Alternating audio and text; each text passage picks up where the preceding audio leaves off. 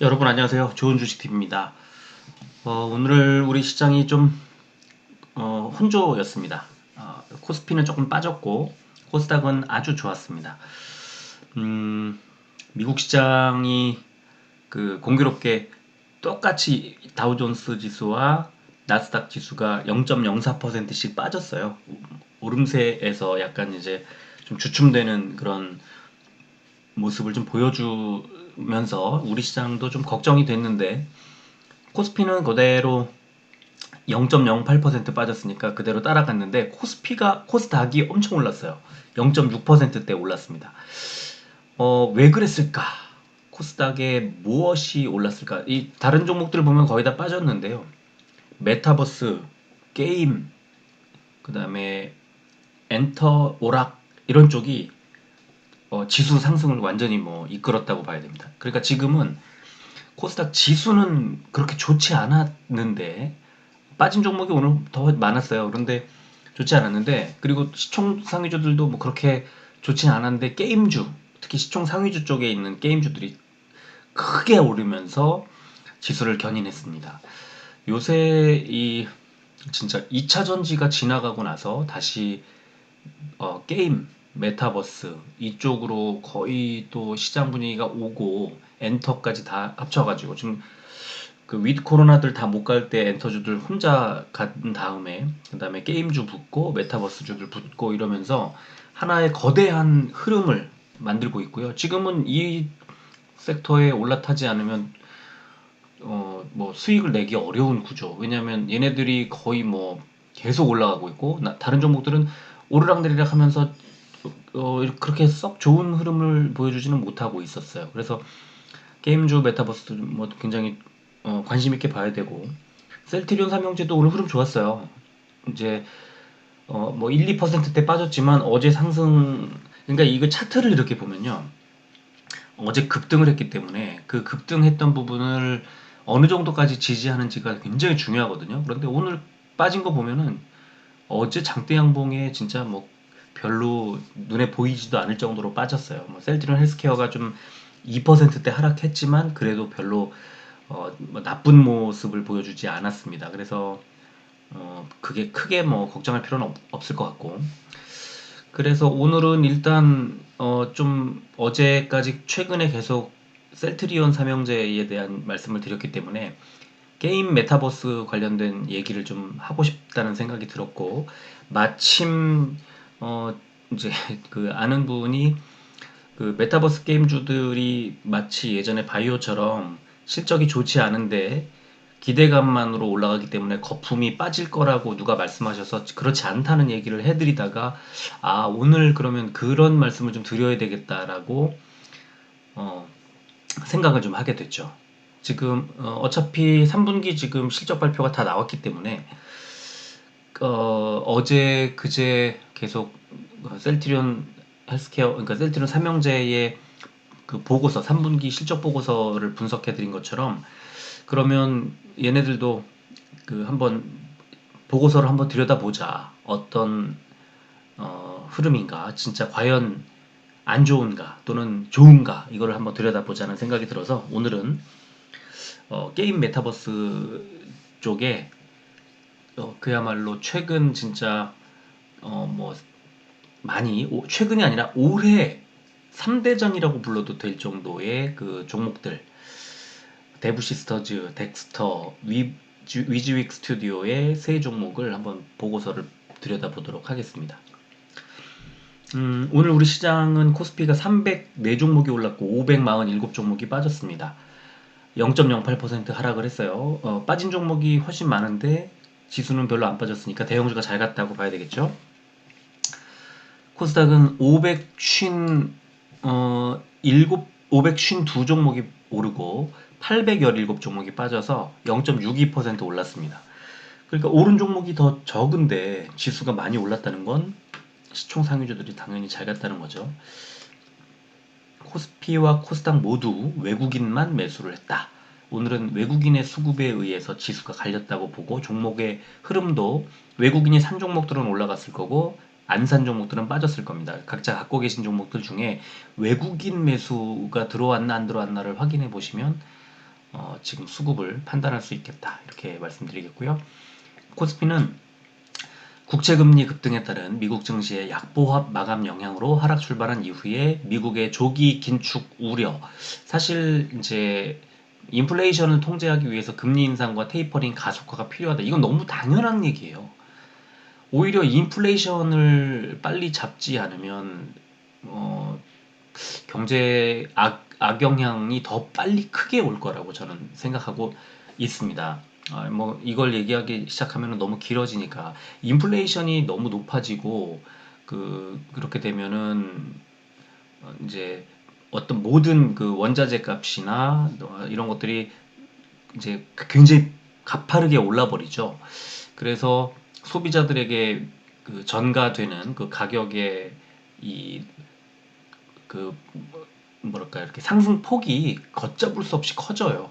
그래서 나중에 궁극적으로는 소비자들도 지갑을 닫게 되고 기업들도 투자를 안 하게 되고 이러면서 이제 그 경제가 얼어붙는 뭐 그런 게 굉장히 빨리 오기 때문에 오히려 인플레이션을 적절히 통제하는 게 훨씬 좋다고 보는데 이런 것들을 시장에서는 좀 무겁게 받아들이죠. 왜냐하면 금리를 올리면 은행이나 그러니까 현금에 대한 값어치를 쳐주는 기관으로 돈을 갖다 맡기게 되는 주식이나 또는 이 부동산이나 이 현금 이외의 다른 자산을 처분하고 이제 돈의 값어치를 바로 직접 그 대해주는 그 기관으로 이제 가는 거죠. 은행에 예금한다 생각하시면 편하죠. 생각하기가.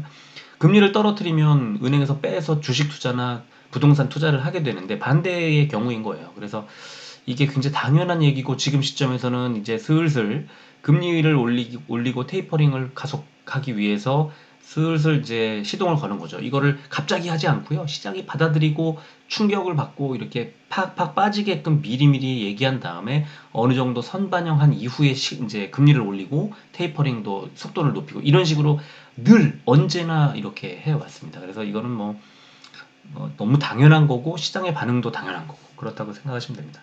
그래서 미중에 또 오늘 정상회담도 있었는데 뭐 아주 팽팽했다고 하죠. 기사들 막 나온 거 보니까. 그래서 결국에 장중에 이제 혼조세가 나왔죠. 그래서 약보합으로 마무리를 했다는 분석이 나왔고요. 코스닥은 어제 나스닥 지수의 약보합 마감 영향으로 하락 출발했지만 콘텐츠, IT 업종 중심의 강세로 상승 마감했다고 하면서 디지털 콘텐츠 업종 보세요. 7.2% 업종이 7.2%나 올랐습니다. 대단한 겁니다. 코스닥 1일 동향 보면 시총 상위주의 외국인 매수세가 집중되면서 두 달 만에 지수의 그 1030선 회복이 나왔다. 이런 이제 분석이 나왔고 미국, 중국의 정상회담 기대감에도 실물지표 예상치 상회에 따른 인플레이션 우려로 짙은 관망세 속에 업종별 장세가 이어지는 가운데 시총 상위주 위주로 외국인 매수세가 집중됐다. NFT 게임 진출과 중국 판호 허가 기대감이 반영되자 게임주가 재차 강세를 보이며 지수 전반을 끌어올렸다. 게임주 메타버스 지금 오늘은 그 두 섹터만이 아주 승승장구하는 그런 하루였습니다. 자, 공매도를 오늘 먼저 보겠습니다. 어제보다 673억 원이 줄었고요. 코스피에서 후성의 공매도 대금이 크게 늘었습니다. 후성이 지금 요 며칠 사이에 거의 한 30% 정도 올랐습니다. 그래서 과열됐다고 보는 거죠. 또 코스닥의 유진기업, 원익홀딩스, 셀트리온 제약, 오이솔루션의 4종목이 공매도 과열 종목으로 지정이 됐습니다. 거래 대금 상위 종목은 코스피의 크래프톤, SKI 테크놀로지, 기아, 셀트리온, 후성의 순으로 많았고요. 코스닥은 펄러비스, 셀트리온 헬스케어, 에코프로비엠, 카카오게임즈, SM의 순으로 많았습니다. 거래 비중 상위 종목은 코스피의 아모레퍼시픽, 넥센타이어, 롯데하이마트, 화승엔터프라이즈, 동원FNB의 순이었고요. 코스닥은 헬릭스미스, 와이솔, 유비코스홀딩스, 유틸렉스, 슈피겐코리아의 순이었습니다. 자, 시총 상위주 보면 삼성전자 약보합, SK하이닉스 최근에 흐름 좋죠. 0.9% 올랐고요. 또 오른 종목은 LG화학하고 KB금융 정도가 1%대, KB금융이 다시 15위로 시총 15위로 들어섰고요. 뭐 많이 빠진 종목이 기아 정도 2%대 빠졌고요. 또 16위부터 30위까지를 보면은 이제 많이 오른 종목이 거의 없다가 딱 하나 NC소프트가 6.82% 올랐습니다. 게임주 오늘 얼마나 강했는지 이제 보시면 아시겠지만 6.82% 올랐고요. 뭐 많이 빠진 종목이 없었어요. 그리고 코스닥 시총상위 보면은 셀트리온 헬스케어도 2%대 빠졌고 뭐 에코프로비엠, 셀트리온 제약, LNF, 알테오젠 요 정도가 빠졌고요. 펄어비스가 12%대, 카카오게임즈가 11%대 급등을 했습니다.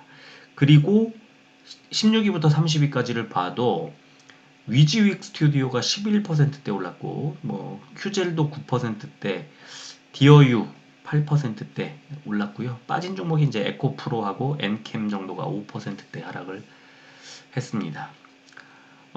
오락 문화업종을 보면 상승 종목 위지윅 스튜디오가 11%대 많이 올랐고 큐브엔터가 8%대, IOK가 5%대, 그리고 이제 오늘 소개해드릴 덱스터도 1.52% 올랐습니다. 그리고 빠진 종목은 삼화 네트워크스가 6%대, YG엔터테인먼트가 3%대 빠졌습니다.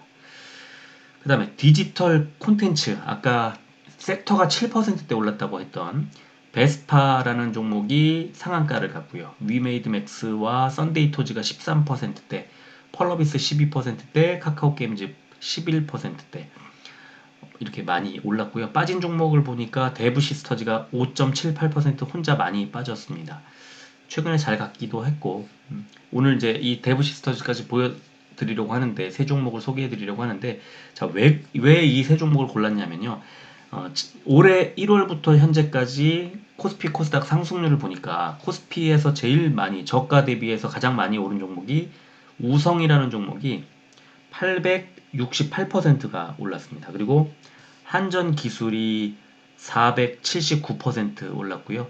이스타코, 아시아나항공 이런 종목들이 이제 많이 올랐는데 그 다음에 그 코스닥을 보니까 코스닥에 제일 많이 오른 종목이 대부시스터즈가 869% 올랐습니다. 최저 가격 대비해서 많이 올랐고요. 그 다음에 여섯 번째 많이 오른 종목이 위지윅 스튜디오가 631% 올랐고요. 자이언트 스텝도 있지만 저는 이제 덱스터를 오늘 소개해드리기로 했습니다. 뭐 자이언트 스텝도 나중에 기회가 되면 소개해드리도록 하겠습니다.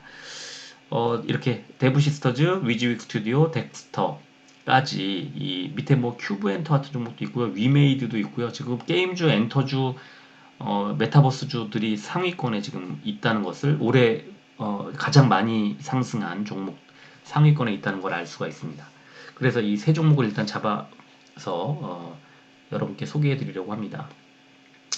자, 가장 먼저 보여드릴 종목은 대부시스터즈 실적을 먼저 보겠습니다. 포괄 손익계산서를 먼저 보면 영업 수익, 그러니까 매출액이라고 할 수 있겠죠. 671억 원, 3분기에 671억 원을 기록했고 작년 동기 177억 원에 비해서 4배 올랐습니다. 4배, 4배가 많아졌죠. 영업이익은 76억 원 흑자로 2억 원 적자였던 작년에 대비하면 뭐 엄청난 성장을 했죠.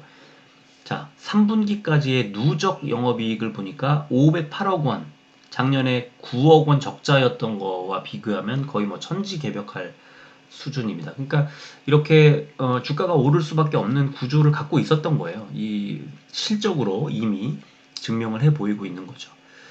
그래서 재무상태표 자산을 보니까 유동자산이 1344억 원으로 작년 말에 776억 원에 비해서 한 2배 정도가 이제 늘었습니다. 그리고 뭐 중간에 보면은 그 재고자산 같은 거 줄었다는 것도 볼 수 있는데 이제 유형자산, 무형자산, 이런 사용권 자산 이런 것들이 이제 이 게임주, 메타버스주 이런 애들은 중요한데 유형자산이 70억 원대로 30억 원대였던 작년에 2배 넘게 많아졌죠. 그리고 무형자산도 26억 원에서 60억 원대로 늘었고 사용권 자산 보니까 13억 원에서 170억 원으로 뭐 엄청나게 늘었습니다. 그래서 자산 자체가 유무형의 사용권까지 엄청난 속도로 늘고 있다. 데브시스터즈의 경우에.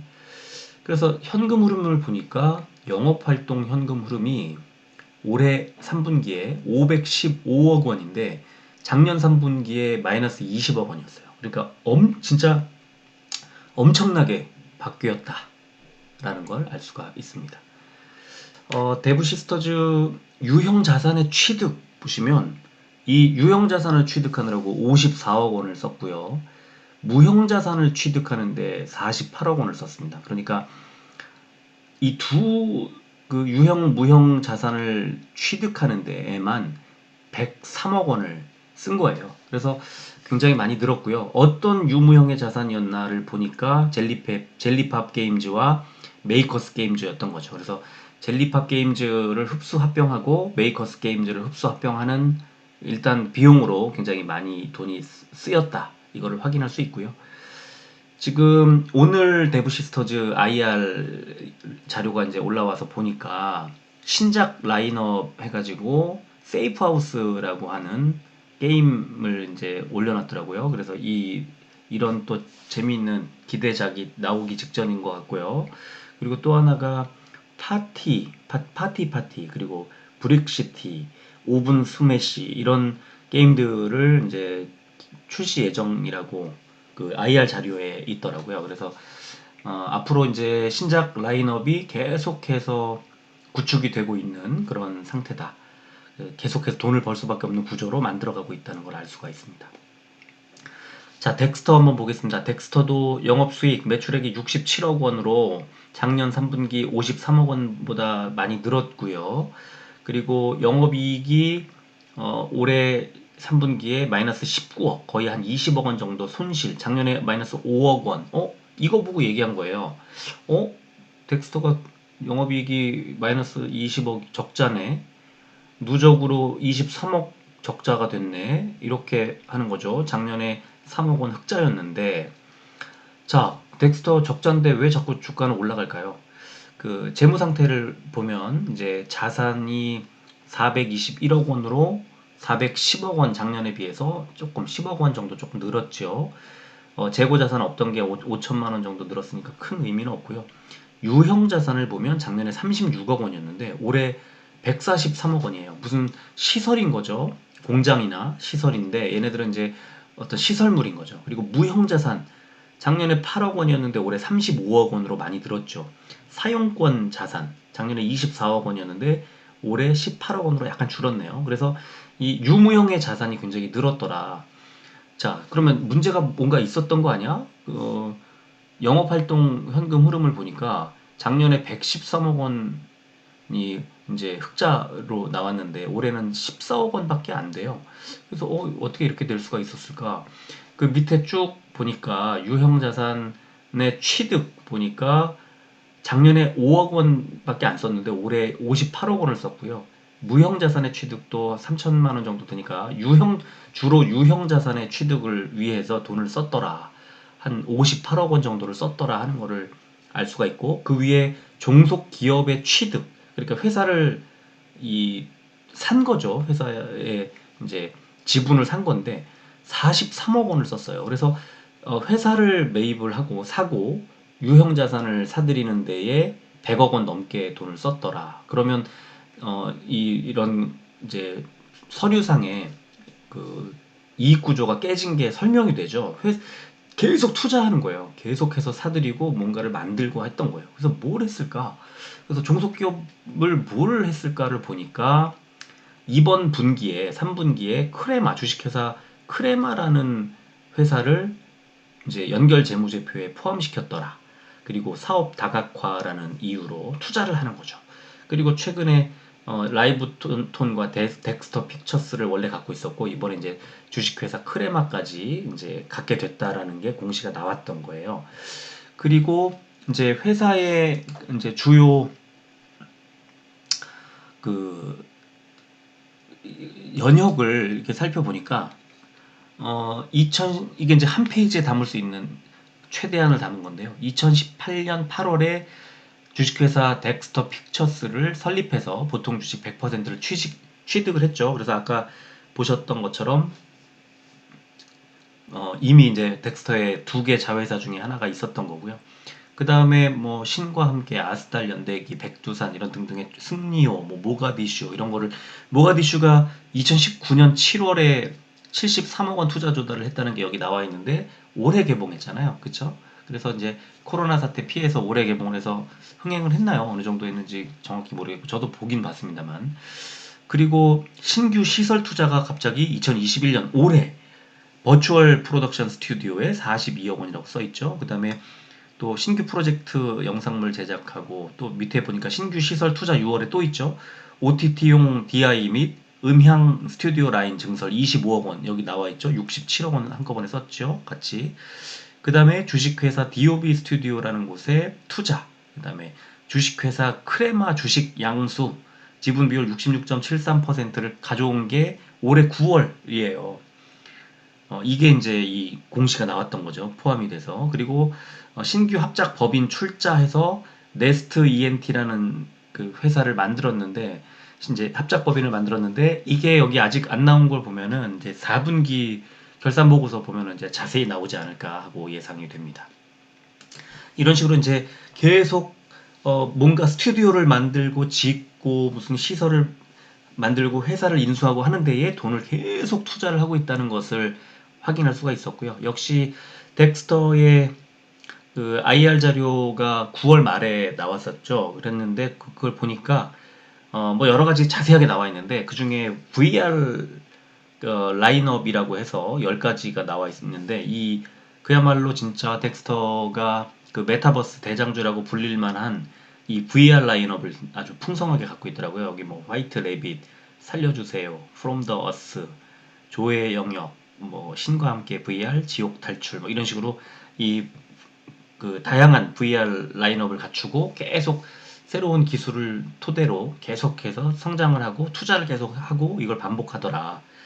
그리고 크레마 아까 인수했다고 하는 것도 이제 IR 자료에 9월 달에 나왔던 그 IR 자료에 나오던데 디지털 종합 광고 대행사고 2009년에 창립을 했고 매출액이 작년 말 기준으로 248억 원이고 종업원이 뭐 70명이고 11년 이상 된 장기 고객과 신규 광고주가 계속 증가하는 추세를 보이고 있고 뭐 L전자, D제약 등 고객이 다수다.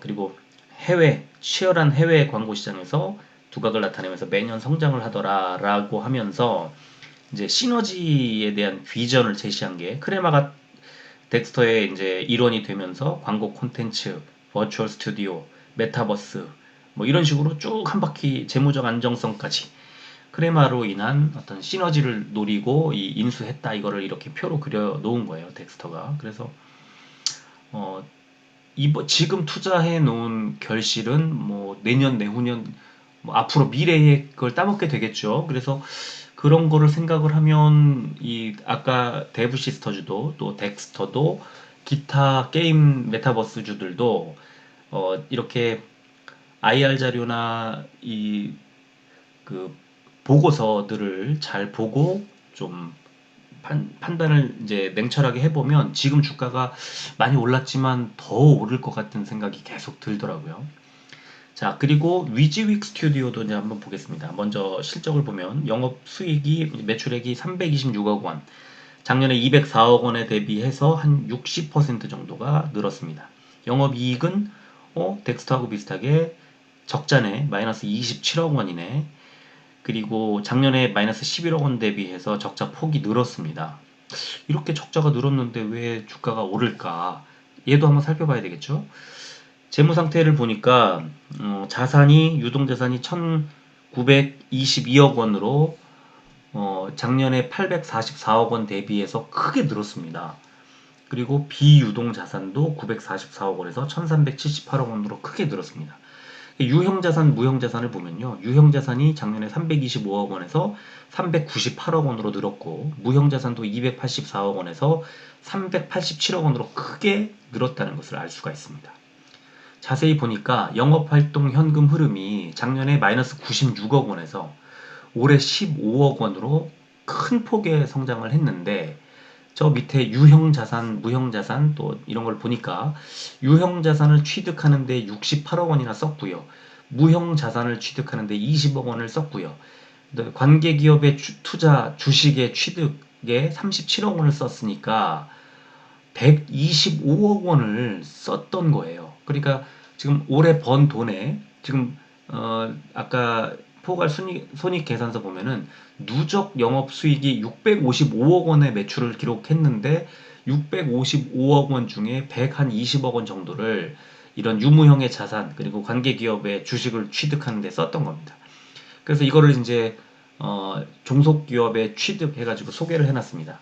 지배 기업은 그러니까 위즈윅 스튜디오는 2021년 6월에 주식회사 골드프레임의 지분 60%를 인수함에 따라 지배력을 획득했으며 1월 8일에 주식회사 고즈넉 ENT의 지분 25%를 취득했고 또 4월에는 신주 인수의 방식으로 고즈넉 ENT의 지분 25%를 추가 취득해 지배력을 획득했다. 50%를 가져왔으니까 이제 대주주로 올라선 거죠.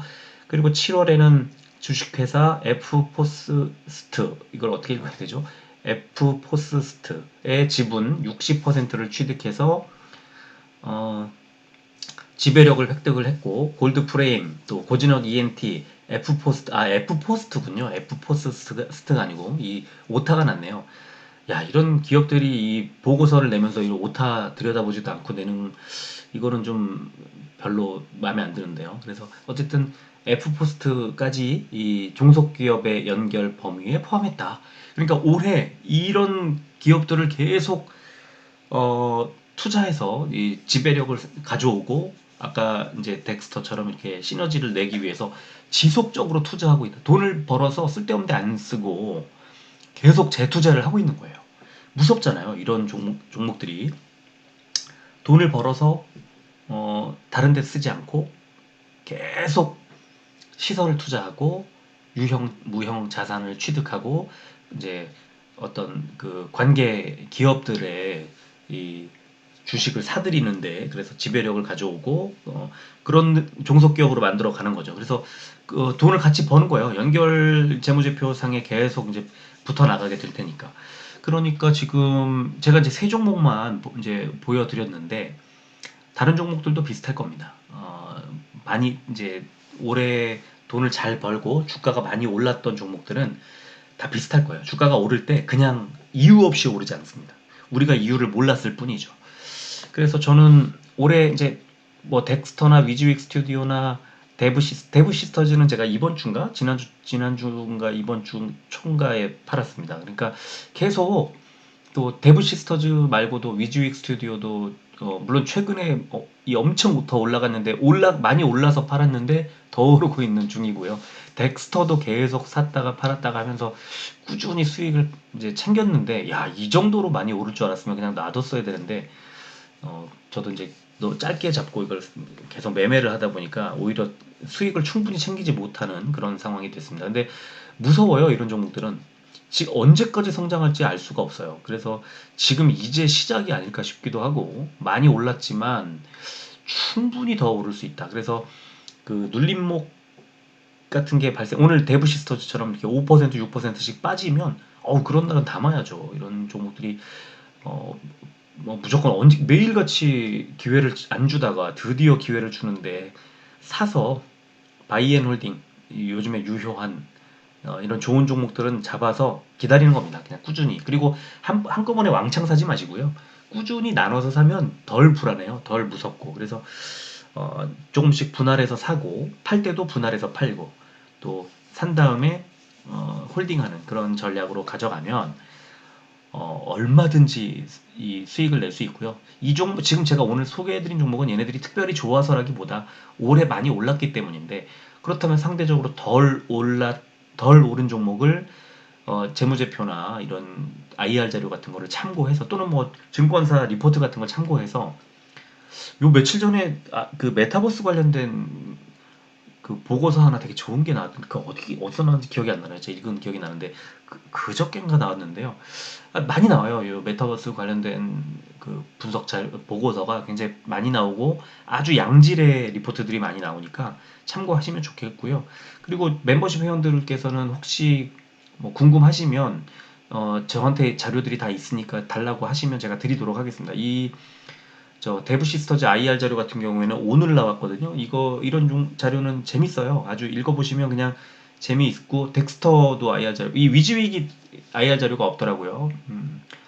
그래서 뭐 덱스터나 데브시스터즈나 아니면 최근에 게임주들 뭐 펄어비스 이런 종목 다 있으니까 어, 이렇게 특별히 관심이 있는 종목 있으시면 말씀해 주시기 바랍니다.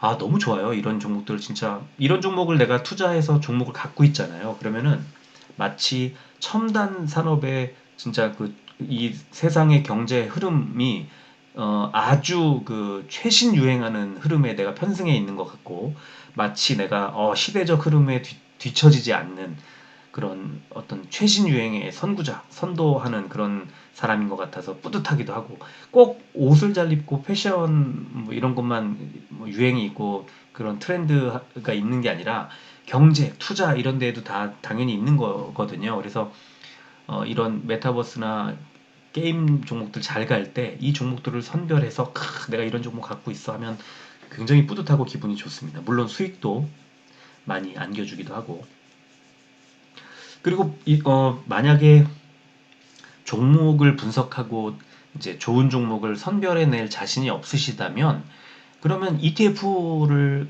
사도 좋아요. 이제 게임이나 메타버스 관련된 종목도 제가 오늘 소개한 종목들 말고요. 몇십 종목을 분산해서 투자하는 그런 ETF들 되게 많거든요. 제가 오늘 보여드리진 않았는데요.